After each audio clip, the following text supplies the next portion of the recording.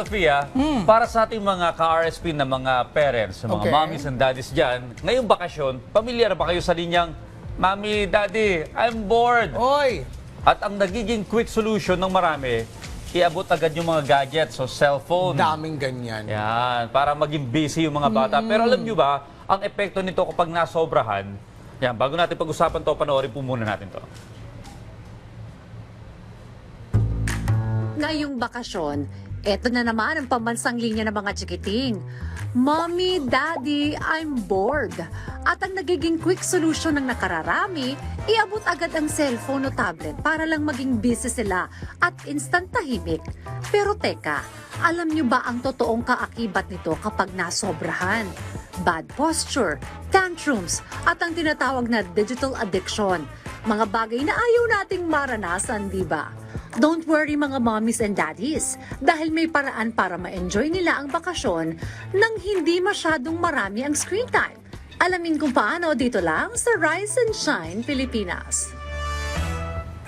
Ayan na, totoo nga yung sinasabi nila na lahat ng sobra ay masama. Pero don't worry mommies and daddies, dahil ngayong umaga, we'll give you some tips kung paano natin maiwasan ang sobrang screen time ng ating mga chikiting. At para gabayan tayo, makakasama natin ngayong umaga ang parenting coach na si Coach Richard Uyap Jr. Coach, good morning. Welcome Good morning. dito sa Rise and Shine Pilipinas. Good morning, Coach. Good morning po. Good morning. Okay. Well, una po sa lahat, Coach, bakit nga po ba tila takot yung mga magulang kapag sinabi nila ng mga anak nila, gusto kong cellphone o kaya kinuha na yung phone or yung gadgets, bakit hindi kayang kontrahin ng mga magulang ngayon yung mga bata? Marami pong reasons, pero siguro to simplify things is unang-una ho dyan, hindi ko kasi alam or hindi kasi kaya ng mga magulang kung yung magiging repercussions kapag hindi nila binigay yung gadgets. So unang-una dyan, baka mamaya magalit yung bata, Tantrums. magwala, magtantrums.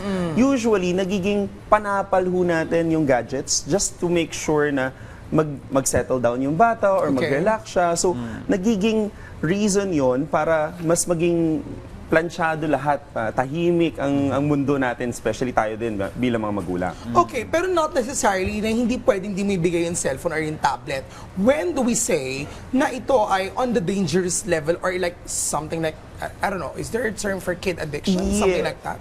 Yes, katulad nung the way we understand the concept of addiction and also dependence is that when we say about dependence, kasi parang you use it on a casual basis. Okay, ginagamit mo lang siya from time to time. Pero addiction kasi, it increases from time to time. Tapos parang nagkakaroon na siya ng effect.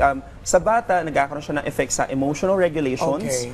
Either, yun nga po, katulad na sabi natin kanina, nagkakahalit sila pag hindi nila nakukuha. Even impulse control, nagkakaroon ng issue. Ibig sabihin, kapag nag-i-imply din siya sa ibang bagay, pagka hindi nila nakukuha yung food na gusto nila, hindi nila binibigay ni mommy yung karga na kailangan niya. So nagkakaroon din ho ng implication yun sa ibang aspect ng buhay ng bata. Bakit ba kasi phone na yung binigay ng mga nanay at tatay? Yes, that's the sad part about it, but it's also a generational thing.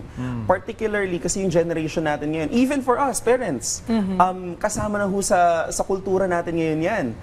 Kasama na ang pag-gadget. So it's really challenging for us to get away from that concept kasi nandun na tayo eh. Nandito na tayo, palaging may access So tayo we can ngayon. stereotype dahil tamad ang parents? Pwede po natin siyang gamitin na Or mas busy siguro. pwede rin ho, na-busy ang mga magulang, pero pwede rin ho kasi natin siya gamitin. Magiging effective din ho siya pag nagamit natin siya na mas tama. Okay, base po sa pag-aaral, sinabi ng ilang eksperto na yung boredom sa mga bata, magandang senyalis ito. At ito yung nagiging nagbubukas para maging creative yung kanilang kaisipan. So ano ba yung mga tips para hindi naman puro gadgets lang yung mga bata, para kapag bored ang bata, meron silang ibang activities? Yes. I think being intentional would come a long way. Meaning, tayo bilang magulang, kailangan natin maging intentional. Okay, so pagka hindi ko binigay ang gadget, iisipin din natin bilang magulang, ano ba yung mga pwede kong ipagawa sa kanila? Example, pwede natin as simple as including them in our daily occupation.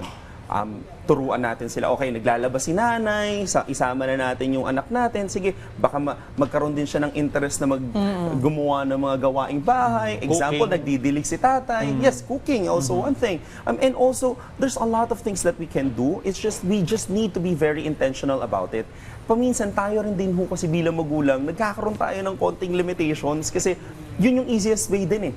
Hindi lang para sa bata, pati rin ho sa atin bilang magulang, easier way din na ibigay ko na lang gadget para makapaglaban ako mabilis, para makapagluto na ako, para makapaglinis na ako, at kung ano-ano pa mga kailangan natin gawin. Okay. Kasi minsan may mga magulang din na parang ayaw nilang darating sa point na umiiyak na yung anak nila. Yes. Na naaawa sila, they feel for their children or their child. Pero ano ba ang dapat gawin? What could be the approach para sa parents para mapatupad yung rules sa screen time? I think that's somehow important eh. Kasi, That's right. tell Yes. us more. Indeed, that's really important, but it's also challenging at the same time. Kasi when we impose something, they also need to see it with us. So, example, nag-impose ako na bawal ang cellphone, pero si tatay nagsa-cellphone habang kumakain. Nasa table, ano? Yes, Oo. totoo, habang kumakain. So, kailangan mapag-usapan din muna natin within the people that is taking care of the child, ano ba ang rules natin? So, example, if we want to impose something, it also needs to be applied to us. So, example, may even pag uwi natin sa bahay, siguro meron tayong work time. Pero kapag after ng work time, baka kailangan na natin ng family time. So, and also, quality is more important than the duration. Kasi example, binabantayan nga natin si Bunso. Pero naka-cellphone ka naman habang nagbabantay. So, hindi rin ho po pwede. Kailangan pantay ho. Kasi paminsan, nagre-resort din sila sa gadgets, ang mga bata. Kasi wala rin silang relationship na nabibuild. Tayo rin mismo, at hindi ko po sinisisi ang magulang, no, dahil sa hirap ng buhay, at medyo meron tayong mga kailangan ding asikasuhin, Oo, priority. nagkakaroon din po tayo ng limitations bilang Ayun, magulang. So, oo. kailangan Kailangan natin din maging ng- intentional. At magkaroon ng atensyon sa mga bata. Yes, yan. indeed po. Nung panahon Really ko start sa namin yan, bahay. wala naman kaming gadgets nun. So ginagawa ko, pag bored ako, Totoo. sinusulatan ko yung dingding. Ayan, oo, nagbabasag ng Pagkalit ulit. gamit, Ayan, sisirain yung mahiwagang piano. Pag nahuli ka ng parents mo, hakatapin ka. Ayun. Well, maraming salamat, Coach Richard, sa mga tips kung paano natin malilesen yung Yes, screen po. time ng ating mga chikiting ngayong bakasyon. Malaking tulong po ito para sa ating mga parents dyan, mga ka-RSP. Thank you.